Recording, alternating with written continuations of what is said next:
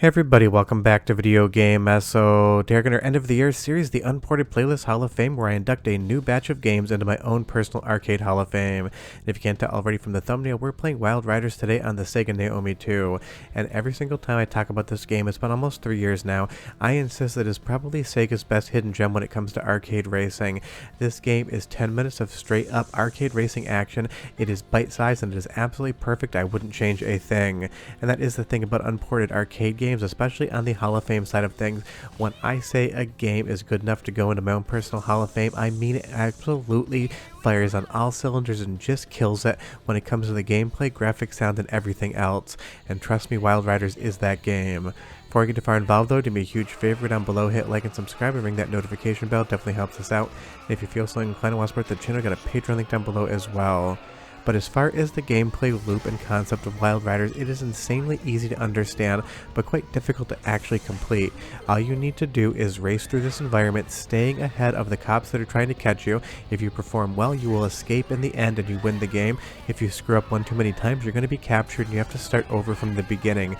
So it's basically just a wild scramble from one point to the other, trying to get through all of the chaos in front of you. And it definitely has some Crazy Taxi vibes, because just like Crazy Taxi, the traffic patterns are going to be insane. The jumps are going to be epic, but of course we're not actually picking passengers up here. But when I say Wild Riders does everything right and nothing wrong, I 100% mean it. And the first thing we're going to talk about in the video is the overall gameplay. It is absolutely spectacular. Now, as far as playing something like Wild Riders is concerned, you know exactly how to do this. You have an analog control as far as the steering is concerned, and you have an analog brake and an analog gas. But if you want to see the finish line and escape the cops, you're going to pretend that brake does not exist, and you're going to jam that gas all the way to the floor and never let up. Just take the corners, do a little bump and run. If you start slowing down, you are going to get a game over. But where the real fun and the real complexity comes in is you've seen me both jump as well as slide my bike. You have to pull up or push down on the handlebars on a real cabinet, and on something like a steering wheel you can assign buttons to do that, because seeing a Wild Riders cab today out in the wild definitely going to be a rare event. It runs on the Naomi 2, which was the evolution of the original Naomi and kind of close to what Dreamcast 2 would have been like had it actually released. But right here, if you pull back on the handlebars, you jump. I got an A rank, which means I bumped that cop car. If I'd gotten an S rank, I would have jumped it and I wouldn't have lost any time whatsoever, or feet in this instance, as the cop behind me is chasing me.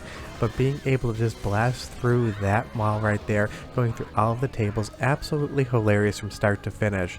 Now, if you need to slide, you're going to push the handlebars in or press a different button on your steering wheel so you can slide underneath. You'll see that there is just absolute chaos everywhere in this game. There's so much stuff to avoid, so much stuff to slide under and jump over. That really is where everything happens. And that one bump right there up against that planter just basically almost lost me this entire game, because once that meter starts glowing red, you know that you're basically almost captured. So you need to run a clean race and try to get ahead. So long as you can keep that from getting to zero, the actual running away from the police still continues. But trust me, it is much harder in execution than it seems like. This is just one of those games you have to learn absolutely everything. The nice thing is the traffic patterns are identical, so you can really just memory train this game. There is very little that is happening in chance. You basically every single playthrough, so long as you memorize it, you're going to be able to get better at it. Kind of almost feels like a rhythm game, except there isn't any rhythm as far as the music is concerned going on at all. But it does have that vibe, almost like a shmup as well, where you can actually train and practice the patterns and just get better at the game. And that is something I love about Wild Riders. It makes you want to get better. If you lose, you can jump right back in. If you actually win the game, you'll see here, that's what I'm going to do in this first clip. We're basically running it with no cuts. It's 6 minutes from start to finish, but it's 6 of the best minutes Sega's ever put to an arcade game. Every single time I play Wild Riders, I am enamored again with just how good the gameplay is. And of course, it's a Sega game, so you know it's going to have an incredible soundtrack as well. So I'm going to give you your soundtrack sample, and I'm going to come back and talk about the overall art style on Naomi 2, because I love what this game looks like as well. But trust me, the music is a straight 10 out of 10. Listen, and I'll be right back.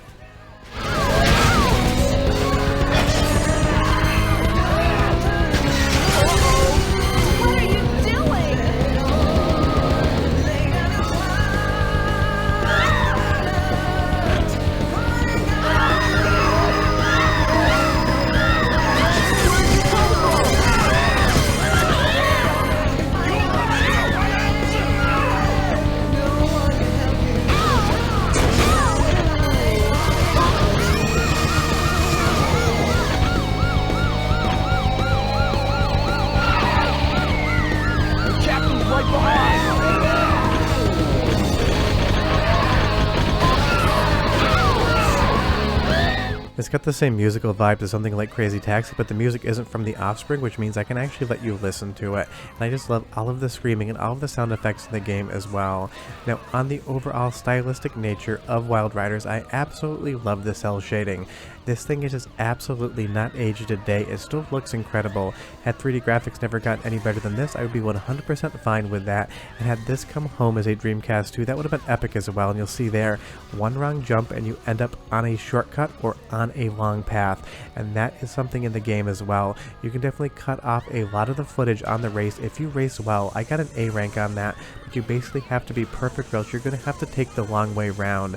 And even these slides right here, right into a cop car, I am almost at the edge of losing this game. I am 17 feet away from being caught. And when you see that meter start flashing red, that's when you know you have to do even better. But in this instance, it's when you don't want to jump directly into the water, because I screwed up. I got put on the long path again, and I am literally 5 feet away from this game ending. And this is why I absolutely love Wild Riders. When you're on the bleeding edge of winning or losing, you know you're getting close to the end of the game, and you just have a couple more turns to be able to make it around. Those street poles drop down, and I hit them again with 66 feet away from being caught. And this is really where the game becomes a nail biter, and that's why it is some of the best 6 minutes you can get in the arcades as far as I'm concerned. And it is really strange that this game is basically not well known whatsoever.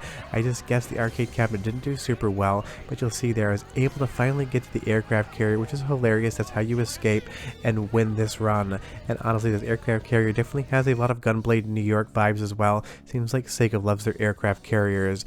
That's the reality of Wild Riders. It is an extremely short game, and it's not at all surprising why they wouldn't port this home. No one wants to pay full price for a release, even if it came out on PlayStation 2 or Xbox or GameCube, for something that you can finish in 6 minutes. Sure, they could have added extra courses, but even if they tripled the courses in the game, you'd still only end up with like 18 minutes of actual gameplay. It's just too short for a home port, but for an arcade game, if you're good at it, you can put your credits in and see the entirety of it for like 50 cents or $1, and that is the fun thing. So we're going to do a second run here, and I'm going to show you what it's like when you actually technically have a more clean race, but you make one massive mistake that ends up losing you the game, because that is the thing. There are some mistakes that are unrecoverable. You are going to just have to start from the beginning, but that's again why I love this game. It is just action-packed from start to finish. It is hilarious. It's got great music and a great art style, and it's one of those titles, 6 minutes in, 6 minutes out, and you're satisfied. But one more soundtrack sample, and I'll be right back.